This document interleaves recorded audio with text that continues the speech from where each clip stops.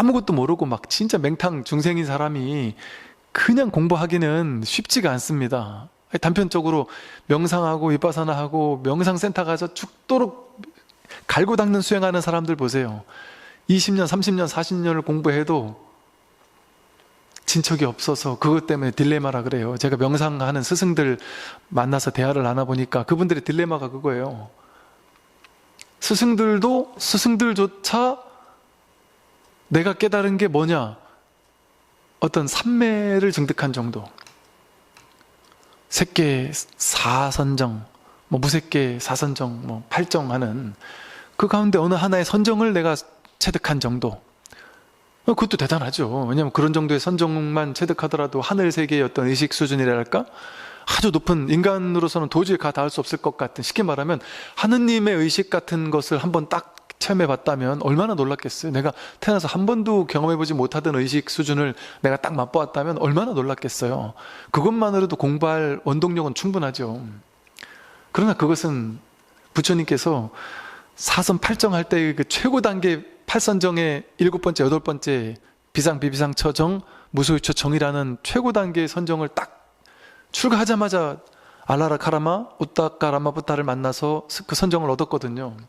그런데 이것은 완전한 진리는 아니다. 이것도 위대한 진리이긴 하나 최상의 깨달음은 아니구나. 선정이 들었을 때만 편안하지 선정에서 나오면 그냥 똑같이 이렇게 깨진단 말이죠. 이거는 진정한 깨달음은 아니더라는 거죠. 그래서 이걸 바로 그만뒀다면, 그러니까 부처님은 인류 역사상 너무 위대한 탁월한 지혜를 본래 부족했던, 어느 정도 부족했던 분인 게 확실해요. 그거 왠지 아세요? 부처님이 출가하자마자 알라라 카라마를 만나서 무소유처정을, 비상비비상처정을, 또 우따카라마 부타를 만나서 무소유처정을 곧바로 증득하거든요. 그렇게 놀랍게 빠르게 이 선정을 증득하는 것이 첫째 놀라운 명상가죠. 그런데 더 놀라운 점은 뭐냐면 인류의 수많은 영성의 스승들이, 명상의 스승들, 요가의 스승들이 전부 다 그 선정을 맛보고서는 충격적으로 고요함과 위대함, 그 선정의 그 신비 체험, 선정 체험에 그 달콤함에 녹아들어서 거기서 빠져나올 줄을 몰랐어요. 대부분의 선정의 스승들은 이것이 깨달음이구나, 이것이 최고구나, 그것을 최고로 삼았어요. 그것만 해도 위대했죠, 당연히. 그러니까 그거를 이게 진짜가 아니다라는 것을 바로 알아채고는 딱 등 돌릴 수 있는 사람이 없었단 말이에요. 언제까지? 지금까지도. 지금까지 명상을 가르치는 수많은 명상단체 가보세요. 우리 명상단체 최고의 스승은 대단합니다. 그래서 어떻게 대단하세요? 물어보면 난 내가 직접 봤어요. 우리 스승님은 한 번 선정에 들어가면 한 이틀, 3일? 밥도 안 먹고 잠도 안 자고 딱 앉아 있는다. 심지어 어떤 명상단체 스승은 한 일주일 가까이, 최고 기록을 세운 건 일주일 가까이 먹지도 않고 자지도 않고 딱 계신 적도 있다. 또 어떤 분은 숨이 끊어진다. 그러니까 때로는 또 인도의 어떤 누가 평생을 먹지 않고 살았다니, 마시지 않고 살았다니, 이런 이야기들이 막 회자가 되는 이유들이 그런 거란 말이에요. 근데 지금까지도 수많은 명상단체에서는 그걸 추구하죠. 선정삼매.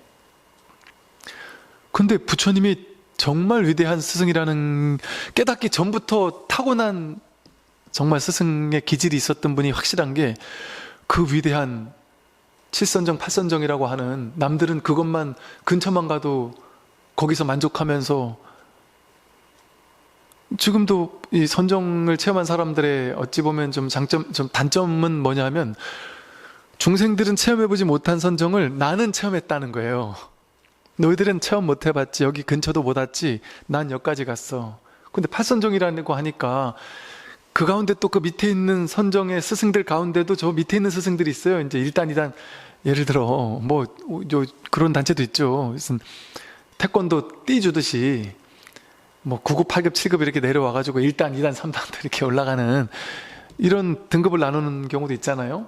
그러니까 이런 것처럼 선정도 선정 체험에 단계가 있단 말이에요. 1선정, 2선정, 3선정, 4선정, 색계 선정, 무색계 선정이 있단 말이에요. 그 단계가 있단 말이에요. 무색계 선정을 증득한 사람, 7선정, 8선정을 증득한 사람이 봤을 때 색계 선정, 1, 2, 3, 4선정을 증득한 사람은 아주 애기같이 느껴지는 거죠.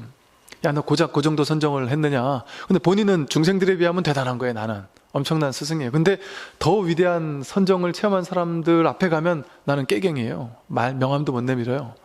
그래서 자칫 잘못하면 그 선정의 스승들끼리 어떤 이렇게 줄 세우기 내지는 누가 더 높은 선정을 체험했느냐, 그리고 너는 체험했느냐, 나는 못했지, 나는 했다, 선정 체험을 얼만큼 했느냐, 이거 가지고 이제 도력 싸움 같은, 도력을 판가름하는 어떤 그런 형식에 사로잡혀 있는 게 부처님 당시부터 해서 지금까지란 말이에요. 지금까지 수많은 명상단체가 다 그런 거에 빠져 있는 경우가 많단 말이에요.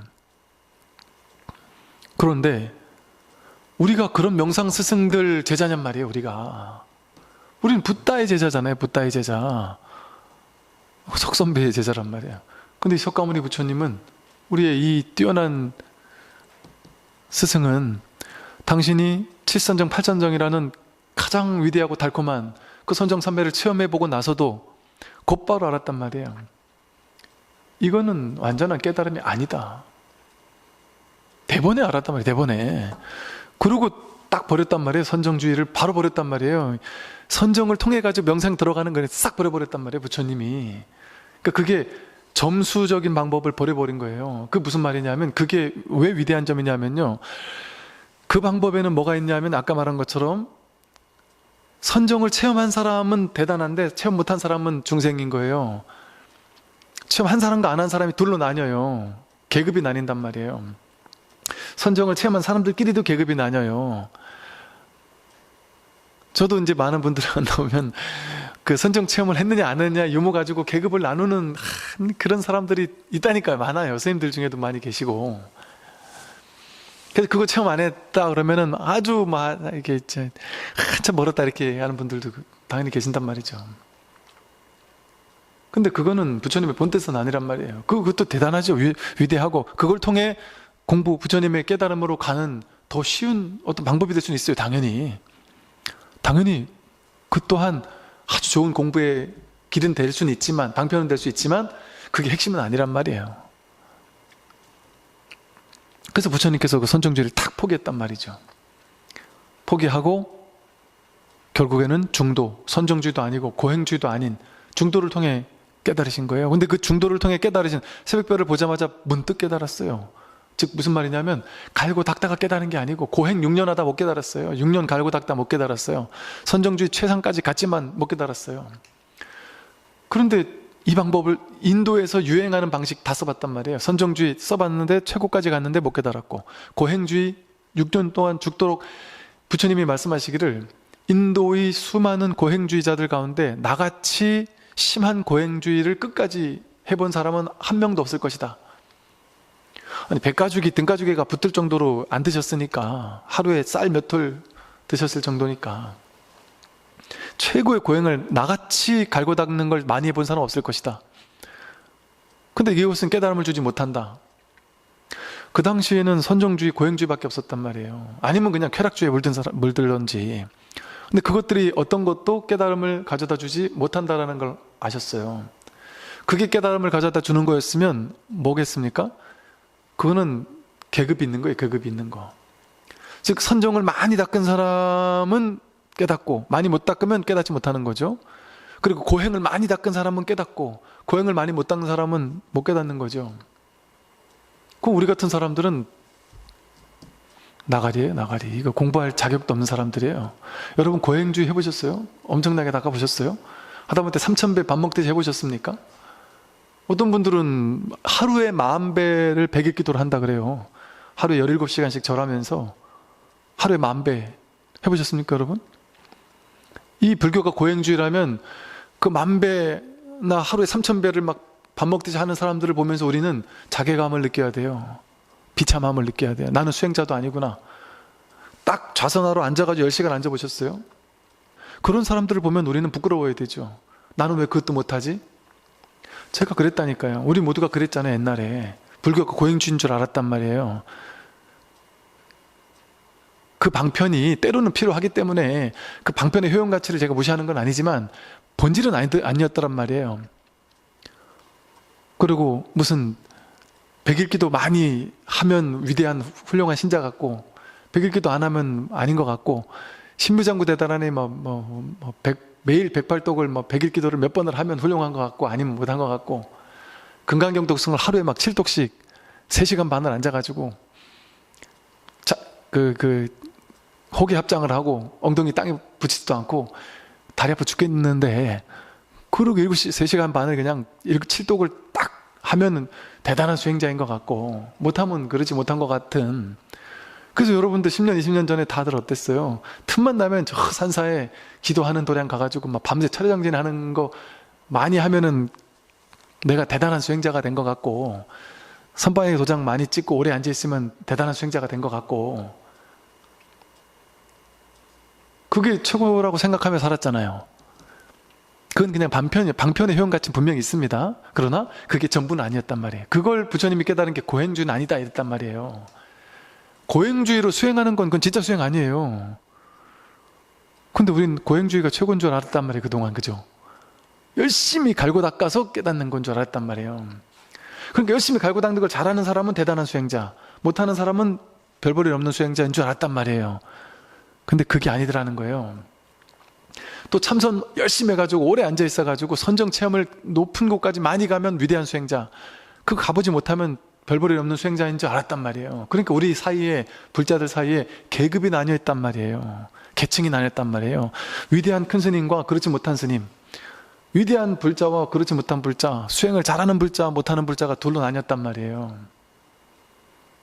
우리 다 그러고 살았잖아요. 스님들도 더 훌륭한 스님들 보면 부러워하고, 제가자들 당신들끼리도 훌륭한 수행을 하는 스님, 불자들은 다 대단하고 나는 부족하다 이렇게 생각하며 살았잖아요.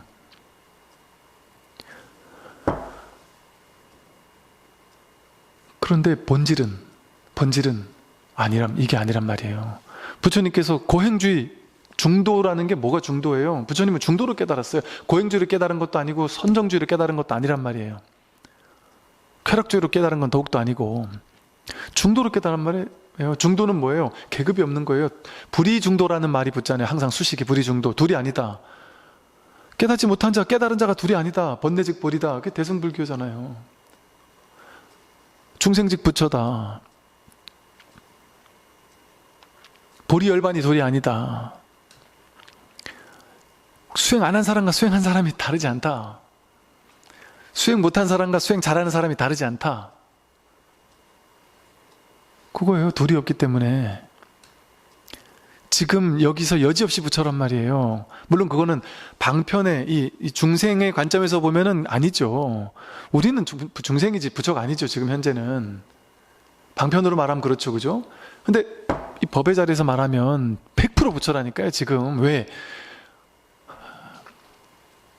이걸 쉽게 말해, 이 법을 모르는 사람은 이런 말이 소화가 안 돼요. 그러니까 어떻게 지금 우리를 부처라고 할 수 있습니까? 하면서 막 따진단 말이에요. 이 부처가 뭔지를 모르니까. 지금 손으로 이렇게 하시면서, 보살님 손으로 이렇게 하시면서 부처가 하는 거예요. 이게 지금 내가 부처가 아니면 이렇게 할 수가 없어요. 부처가 아니면 제가 하는 말을 이렇게 듣고 앉아 있을 수가 없어요. 고개를 끄덕일 수가 없고. 여기까지 이렇게 걸어왔잖아요. 부처가 아니면 걸어올 수 없다니까요. 내가 했다고 생각하지만, 여러분들이 절에 올 때 내가 했습니까? 내가 오른손 올려 왼발 나가 이러면서 절에 왔습니까? 그냥 나는 딴 생각하고 있었는데도 지 몸이 알아서 여기까지 도착시킨단 말이에요. 소화 알아서 시킨단 말이에요. 나이 드는 거 알아서 한단 말이에요. 모든 게 저절로. 밥 먹을 때 내가 먹죠 하지만 난 딴 생각하고 있었는데 지나보니까 밥 다 먹고 있어요. 김치를 먹어서 조금 매우면 저절로 물에 손이 가고, 밍밍하면 저절로 또 느끼한 것도 먹게 되고, 느끼한 걸 먹으면 또 매콤한 것도 먹고 싶고, 저절로 된단 말이에요. 거기 나라는 게 개입되지 않아요. 법이 한단 말이에요. 법이. 자기가 부처라는 게 100% 증명되고 있다니까요. 매 순간. 그러니까 내가 100% 지금 부처를 증명하지 않고 있으면 아직은 못 깨달았어라는 말이 가능하지만, 그러니까 부처 눈엔 부처만 보이고 중생 눈엔 중생만 보인다는 게 딱 맞다니까요. 그 명백한 부처니까 부처라고 하는 거지, 부처 아닌데 그냥 억지로 부처라고 하는 게 아니라니까요. 명백한 부처니까 부처라고 하는 거예요. 우리의 유일한 어물은 자기가 부처라는 걸 모르는 거예요. 왜? 분별에 가로막혀서. 이게 색안경에 안경을 이제 빨간색 안경을 이렇게 끼고 있으면 보이는 게 다 뻘게 보일 거 아니에요. 그렇게 있는 그대로 못 본단 말이에요. 우리가 분별의 필터, 색안경에 가로막혀서 내가 누군지를 못 보니까 중생이라고 착각하는 거일 뿐이에요. 착각한다고 해서 내가 부처가 아닙니까? 그러니까 이게 오죽했으면 대승불교 경전의 법화경에서 집 나간 아들의 비유가 있잖아요. 아들이 어릴 때 잊어버렸는데 40년 만에 나타났어요. 집 앞에서 이렇게 거지가 이 집을 이렇게 기웃거리고 쳐다보고 있는데, 아버지가 보니까 저 거지가 내 아들이에요. 쫓아가서 아들한테 너가 내 아들이다 했더니 아들이 막 기절을 하면서 나를 죽이려는 줄 알고 무서워가지고, 내가 그럴 리가 있냐, 내가 어떻게 이런 큰 집 아들일 리가 있냐 하고 도망가더라는 거예요. 막. 그러니까 그 주인이 부처님을 상징한단 말이에요. 그 주인이 부처님이 중생에게 너가 부처다 이렇게 얘기했단 말이에요. 그랬더니 이 어리석은 중생들은 오히려 부처를 욕하면서 나를 어디 사기치려나 보다, 내가 어떻게 부처냐, 난 부처 아니다 이런단 말이에요. 그러니까 부처님이 방편으로 알았다, 너 부처 아니다, 너 거지다 그래. 그러니까 너는 네 수준에 맞는 거 해라, 거지니까. 그럼 내가 월급 줄 테니까 와서 똥 치워라. 그러니까 신나하는 거야, 이 거지가. 자기가 주인이라니까 그건 싫다고 하고 도망치고, 그래 알았어 그럼 네 거지 해. 똥 치워라니까 막 신나하는 거예요. 월급 주고 똥 치라니까. 그게 내 일인 줄 알고. 나는 거지예요. 나는 부처가 아니에요. 나는 거지에 걸맞는 일이 나는 더 좋아요. 그러면서 똥 치우는 일을 신나한다니까요, 우리 중생들은. 그러니까 여러분, 설법을 할 때도 제가 부처라는 얘기를 하고 났더니 누가 그러더라는 거죠. 어떻게 부처라고 할 수 있느냐 말이지. 어떻게 부처냐 그렇게 얘기하면 쓰냐 말이지. 중생이니까 열심히 갈고 닦아서 부처가 돼야 된다 이렇게 얘기해야 되지 하고 욕하는 사람이 있다니까요. 부처라고 얘기하면 기분 나빠한다니까요. 중생이라고 얘기해야 기분 좋아하지. 그래서 그래, 중생이니까 중생으로 사세요. 똥이나 치우세요.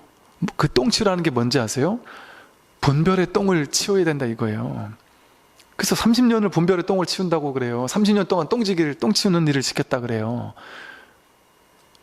분별이 똥이란 말이에요. 분별이, 자기 망상 분별이. 그 똥을 30년을 치워야 돼요. 그러고 나서 30년을 치우고 나니까 이제 나라의 왕과 부호들 다 불러가지고, 자기가 죽을 때가 돼가지고 아버지가 다 불러서 선언을 해요. 사실은 이 아이가 내 아들이다. 그때 되니까 이 아이도 30년을 똥을 치우면서 거기 익숙해 있다 보니까 그때는 이제 믿는 거예요. 아, 내가 여기 주인이구나. 그제서야 믿는단 말이에요. 이거 30년을 해야 된다고 나오니까 여러분이 안 믿어지는 것도 당연하긴 한데, 그러니까 이제 점수 같은 느낌이 드는 거예요. 점차적으로 깨닫는 것 같은 느낌이 드는 거예요. 근데 이건 점수가 아니에요. 왜? 자기가 본래 부처인데, 본래 부처라는 걸 확인하는 걸 어떻게 확인해요? 여러분이 예를 들어 지금 내가 한 생각 망상이 생겨가지고 여기 서울에 살고 있는데 한 생각 누가 와서 그래요. 야, 샹그릴라 같은 도시가 있다더라. 서울이라는 도시가 있는데 그곳에 가면 막 대단한 이런 도시라더라. 정말 행복하고 뭔가 사랑이 꽃피는 도시고 뭔가 막 기가 막힌 이런 도시가 있다더라 하면 갑자기 한 생각 생겨가지고 내가 서울을 가고 싶은 거예요. 막 서울 가고 싶다고 막 길을 쓰고 서울 가려고 막 노력을 한단 말이야. 그 사람이 서울 도착하는데 점수적인 노력이 필요하던가요? 문득 여기가 서울이었다고? 그냥 여기가 서울이란 말이야? 여기가 서울이라니까. 그럼 문득 여기가 서울이구나 하고 확 믿어버리면 여기가 서울인 거를 그냥 아는데 뭔 시간이 필요해요. 그 확인하면 끝이죠. 여러분, 그 서울이라는 말이 불교 용어예요. 용어라기보다는 인도의 슈라바스티라는 부처님이 자주 가서 법을 설하셨던 동네가 있어요. 수도가 슈라바스티가 신라의 서라벌이 됐어요. 슈라바스티를 따와가지고 신라는 아주 불영국토가 있는 곳이라고 배워가지고 부처님 슈라바스티를 따와가지고 서라벌 이렇게 옮겼거든요. 서라벌이 나중에 이렇게 또 바뀌어가지고 그 수도 서라벌 이게 서울로 됐다고 그래요. 인연 있는 땅이거든요, 여기가. 내가 여기가 서울이었구나를 그냥 문득 확인하는 데는 시간이 필요하지 않아요. 그래서 진짜 법은요, 시간을 필요로 하지 않습니다. 단계가 없습니다. 계급이 없습니다. 그러니까 계급에 빠지지 말라는 얘기 계속하는 거예요. 그래서 이 공부는요, 더 높고 더 낮은 게 없습니다. 여러분 공부할 때, 여러분이 스승을 찾아갈 때 높낮이 게임하는 스승은 찾아가면 안 돼요. 나는 안 돼, 너희는 모르지. 스승은 아는데 제자는 모르는 뭔가가 있으면 안 된단 말이에요. 나중에 달마가 그래요. 양무지한테 넌 누구냐? 모릅니다 이래요. 달마불식. 모른다. 달마도 모르고 우리도 모르는 거예요. 이걸 확실하게 깨닫고 나면 모른다라는 사실을 확연하게 깨닫는 거예요. 똑같다니까요. 부처와 중생이 똑같습니다. 스승과 제자가 똑같습니다. 정말 똑같아서 똑같은 거예요. 그냥 뭐 이치적으로 똑같은 게 아니라.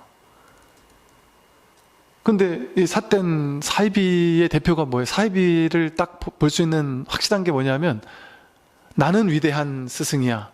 너희들은 나에게서 배워야 돼. 나만 위대한 스승이야. 딴 데 가면 안 돼. 여기로 와야 돼. 나만 스승이야를 강조한단 말이에요. 전부 다 스승이라는 얘기 절대 안 한단 말이에요. 그리고 계급을 강조한단 말이에요. 이 공부는 그런 공부가 아니에요. 계급이 모든 상을 다 깨버리는 공부라니까요. 여기 그 어떤 상, 모양, 어떤 계층 이런 게 없어요. 아무것도 그런 게 없습니다. 그게 진짜 공부거든요. 그래서 그걸 깨닫는 거예요. 이제 딱 깨닫고 나면 뭘 깨닫느냐? 나는 선정 체험을, 팔선정을 체득했기 때문에 나는 위대해졌구나. 이게 아니라, 어제까지는 선정 체험을 못했는데 오늘 체험했으니까 난 위대해졌어. 그건 위대함이 아니에요. 그거는 없던 걸 만들었잖아요. 없던 걸 만들 필요가 없단 말이에요. 그런데 이 공부는 여러분들이 깨달았는지 어떻게 알 수 있는지 아세요? 선정은 어제 모르던 걸 내가 오늘 깨달았네. 그러니까 오늘 체득했네. 그러니까 내가 선정을 체험했다. 내가 스승이 됐다. 이렇게 알 수 있어요. 어젠 모르는 걸 오늘 알았으니까. 근데 이 깨달음이라는 건, 견성이라는 건 뭐냐 하면, 깨닫고 보면 두 가지 측면이 동시에 있습니다. 너무 위대한데 너무 평범한 거예요. 내가 지금 확인했는데 모두가 다 가지고 쓰고 있는 거예요. 100%. 차별 없이 다 쓰고 있는 거예요. 평등하게 다 쓰고 있는 거예요. 어제 없던 걸 지금 내가 깨달은 게 아니에요. 이거 뭐지? 고작 이거라고? 늘 쓰던 것 지금 확인한 것 뿐이에요. 그냥. 그러면서 의심이 들어요. 이게 맞나?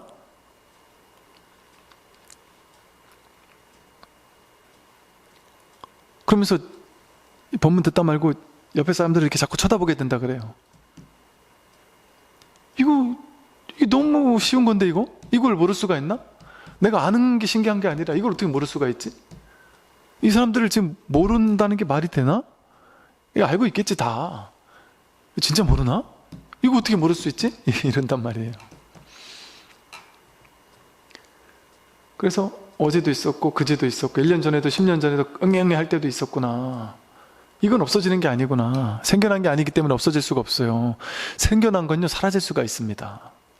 아무리 위대한 것도 생겨난 건 사라질 수가 있기 때문에 위대한 게 아니에요. 근데 이 법은 생겨난 바가 불생불멸이란 말이에요. 생겨나지 않은 거예요. 그냥 사라질 수가 없어요. 이게 위대한 거예요. 이거는 버려질 수 없으니까, 무너지지 않는 거니까. 그냥 금강가도 같다 그러잖아요. 허물어지지 않는 거예요. 생겼다 사라지는 게 아니에요. 그러니까 선정 체험을 얻거나 어떤 신비적인 능력이 생기면요, 그 능력이 사라질 때가 있습니다. 어떤 체험이라는 어떤 감동은 사라지죠. 또 옛날에 이제 뭐 제가 아는 사람 중에도 이런 사람이 있었어요. 그 사람이 기도를 열심히 했던 사람인데 문득 어느 날 갑자기 숙명통이 열렸어요. 전생을 보기 시작하는 거예요. 뭐 자기 전생이 막 한 생, 두 생, 세 생 보이기 시작하더니 남의 전생까지 막 보기 시작하는 거예요.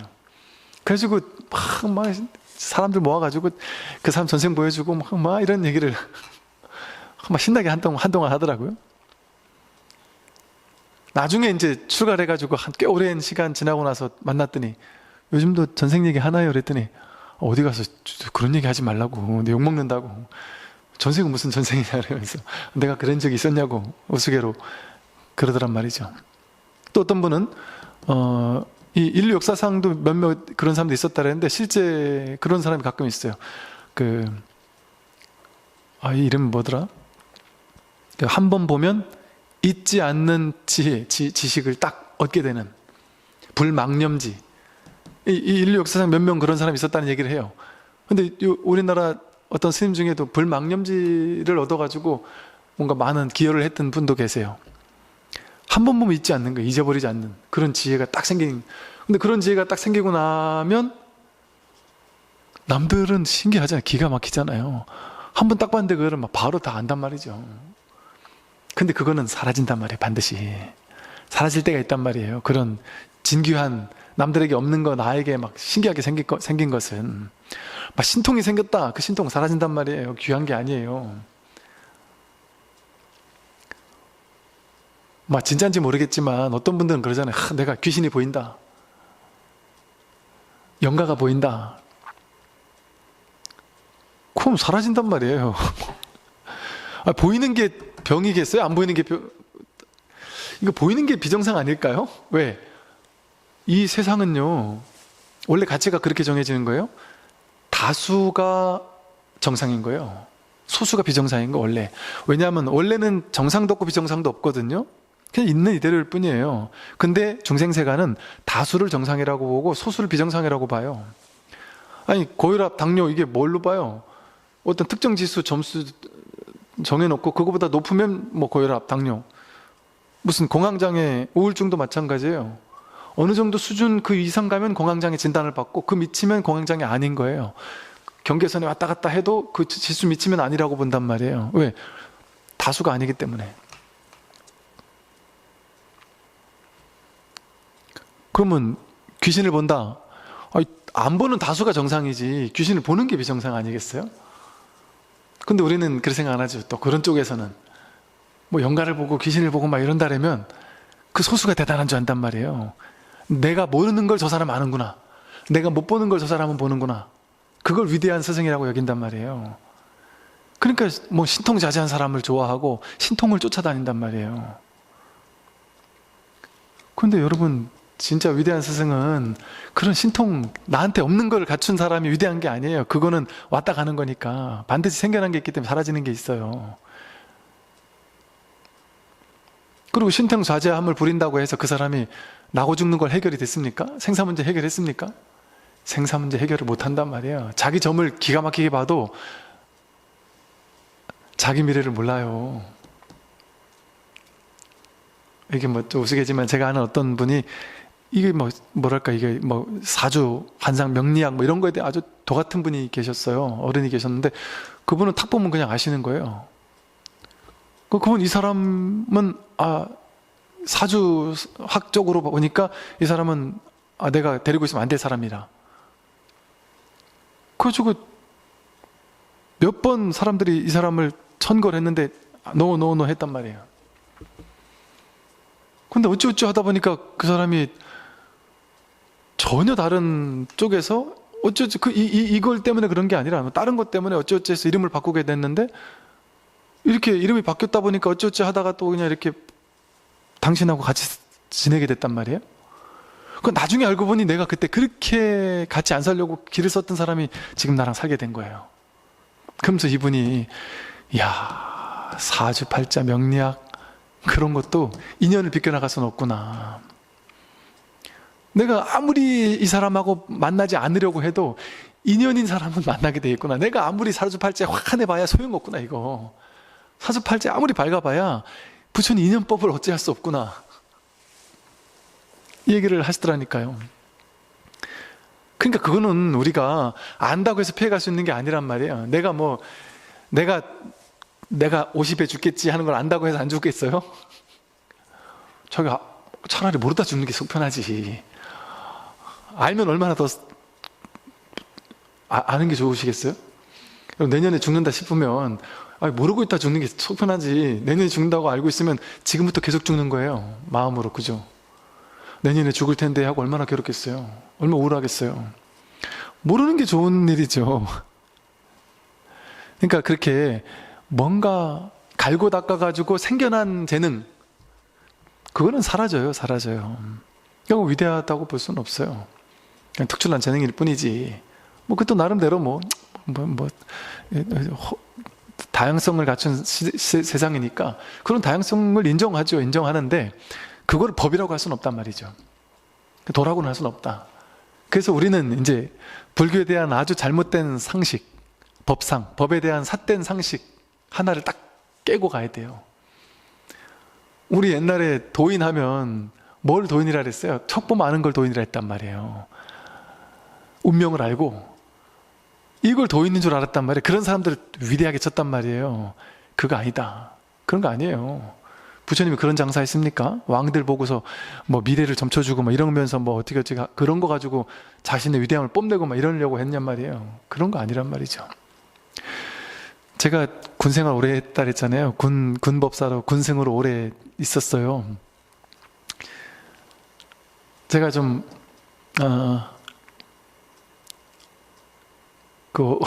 어떤 일이 많았냐면요. 계급 높으신 분들도 뭐를 대단하게 치느냐. 약간 도술 있는 사람, 아는 사람을 위대하게 쳐요. 그러니까 이게 어느 날인가 우리 부대에 와가지고 어떤 사람이 이제 이렇게 사주 명리 팔자 무슨 풍수 이런 걸 잘 보는 사람이 왔어요. 그런 사람이 와가지고 그 높은 그 지휘관한테 책상을 이렇게 바꾸고 집은 이렇게 바꾸고 어떻게 하고 이런 걸 몇 가지 얘기해줬고 그렇게 하면은 딱 진급한다 이런 얘기를 해주니까 바로 바꾸더라고요. 한 방에. 이런저런 얘기를 하고 이래저래 물어보길래 굳이 난 그런 얘기를 굳이 옳다 그러니 이런 얘기는 굳이 하지는 않지만 그냥 물어보길래 그냥 제 견해를 얘기해 줬죠. 그런 거에 끄달려가고 그러는 게 불교의 핵심이 아니다 하고 설명해 줬더니 스님 그러지 말고 스님 저 좀 알려주세요.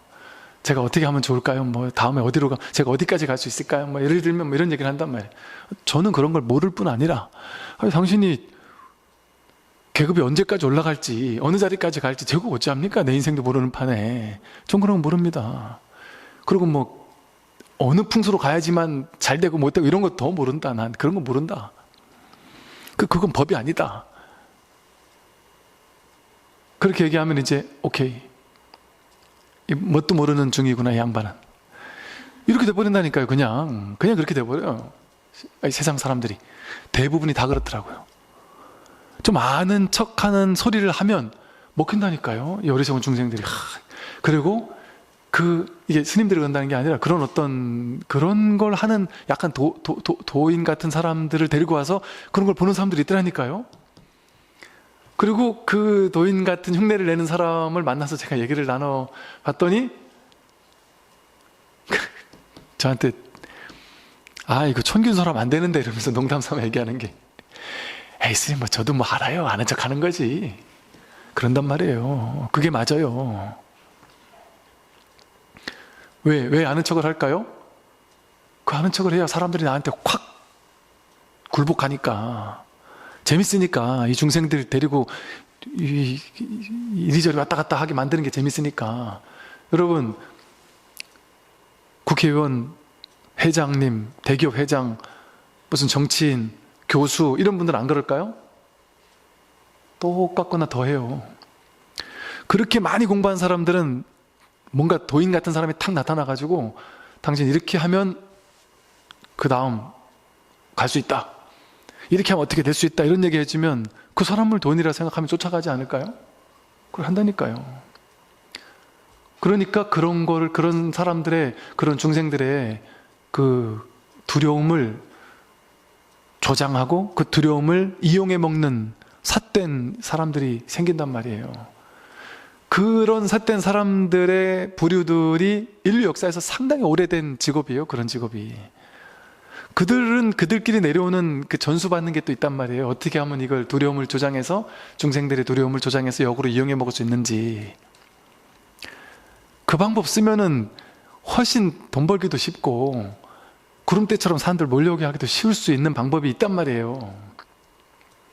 제가 들어서 알아요. 들어서. 이렇게